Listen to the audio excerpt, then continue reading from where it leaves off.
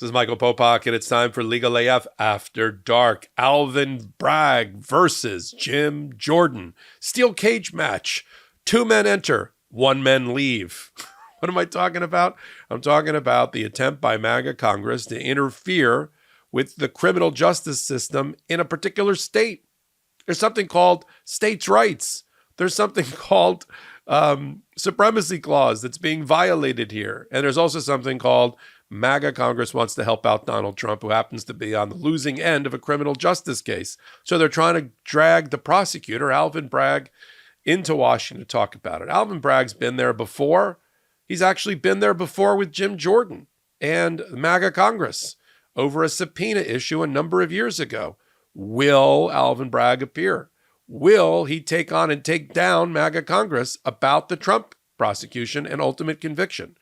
That's what our audience wants to know on Legal AF. Take a listen. Let's just talking briefly, though, about, what Jim Jordan and the MAGA Republicans in the House of Representatives are trying to do. They've been trying to interfere with all of the various prosecutions by first requesting an interview and then trying to subpoena all of the different prosecutors, whether it's at the federal level or it's the state level. Look, the jurisdiction of Congress is based on their enumerated federal powers within the House of Representatives. So the only hook for them to possibly have jurisdiction over a state prosecutor is if a state prosecutor, one, does something that interferes with the procedures or protocols of the federal government, or through the spending power of the federal government. So if federal money was appropriated to a state prosecutor, that could be used as a hook to try to explore the relationship between state funds and how a prosecutors using those funds, state prosecutors using those funds. One of the MAGA conspiracies out there is one of the members of the prosecution team, Matthew Colangelo, used to work for the Department of Justice, was a top person at the DOJ, left that job to be a prosecutor on the Manhattan District Attorney's team. And so Merrick Garland must have ordered Matthew Colangelo to be a part of that team, when in reality, what seems to have happened is an accomplished lawyer, Matthew Colangelo, a law and order guy, just wanted a different job.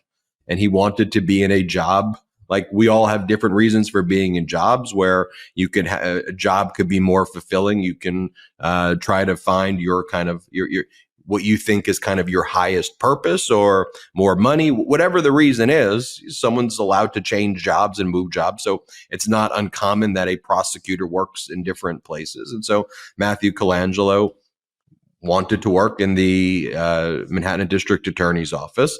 He probably wanted to work there because he wanted to be involved in this case. And he said, I'm a good lawyer, and this is a case I want to be a part of, and I want to use my skill set there, right? I mean, not everything is the MAGA conspiracies that, Merrick Garland ordered it. So they want to have Matthew Colangelo come in as well and testify before the House of Representatives. And I thought the response from Manhattan District Attorney Alvin Bragg was just pitch perfect, because if you just say no or you don't respond, the next move would be that Jim Jordan would have the Judiciary Committee institute a lawsuit and try to compel it. And the record would look like Manhattan District Attorney Alvin Bragg's not even trying to cooperate at all, and he's in kind of bad faith. And so what you have to kind of do when you respond to these things is you have to engage at least in like a little bit of a good faith dialogue. So Jim Jordan, obviously acting in bad faith, sends the request that Alvin Bragg and Matthew Colangelo show up at this like ridiculously named hearing that like only MAGA could come up with. I mean, just if you take a look at even like the name of what the hearing is, it just goes to show you like how MAGA and Jim Jordan like actually view justice. So if you look at what they're calling it, they're saying it's the hearing in Rayburn. The hearing will examine actions by state and local prosecutors to engage in politically motivated prosecutions of federal officials, in particular, the federal prosecutions of President Donald Trump.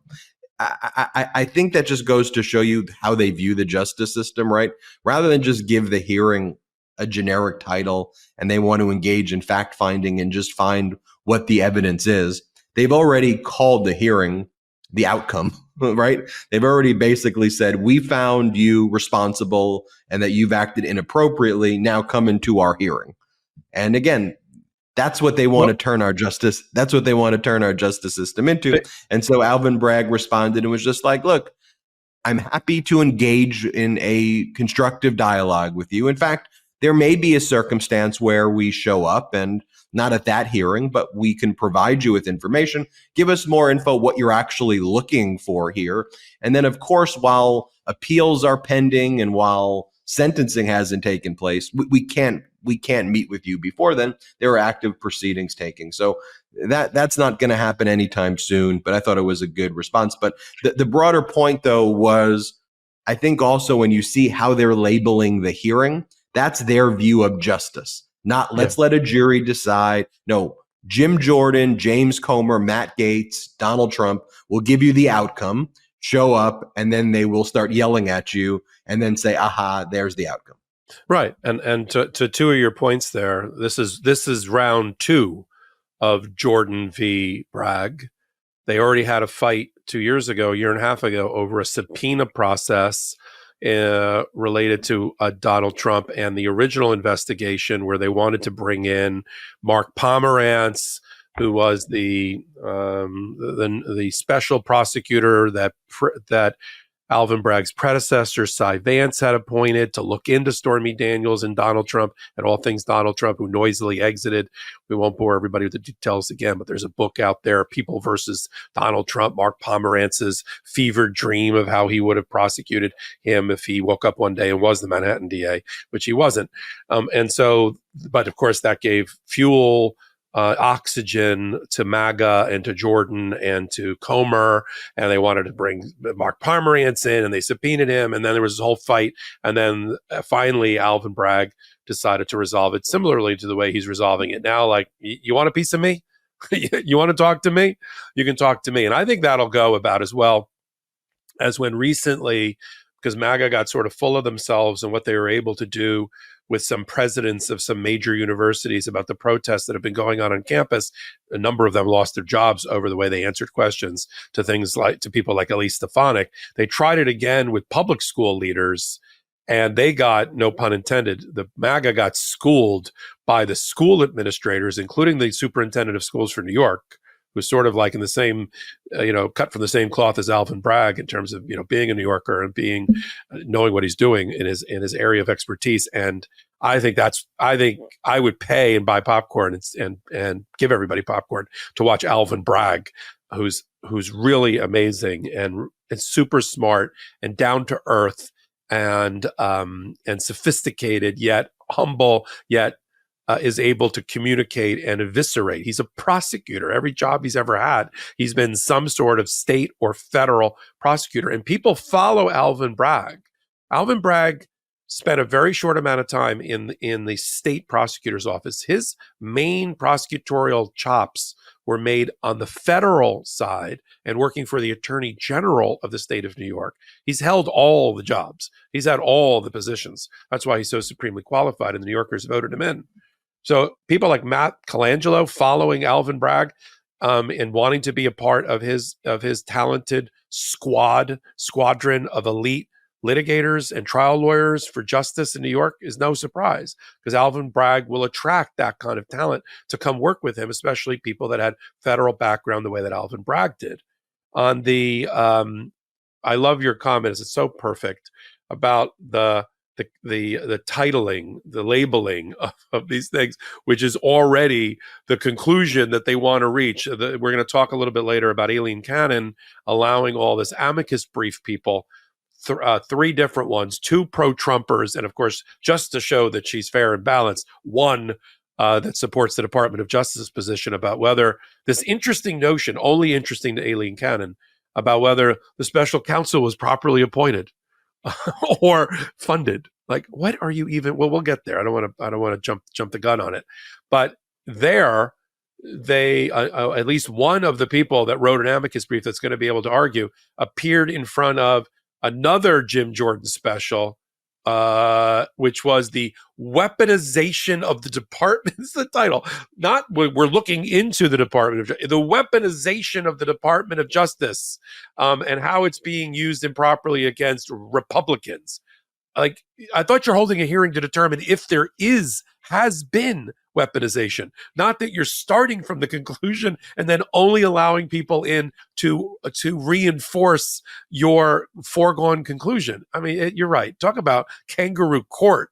Can you imagine if out in front, the equivalent would be that if you went to the wooden door in front of Judge Merchan's courtroom, and instead of listing people versus Donald J. Trump, starting at 8 a.m., 9:30 a.m., whatever, in this courtroom, instead it said the anticipated conviction of Donald Trump for 34 counts of felonies starting today at 9 a.m. That would be the equivalent, and everybody would be like, "Oh my God!"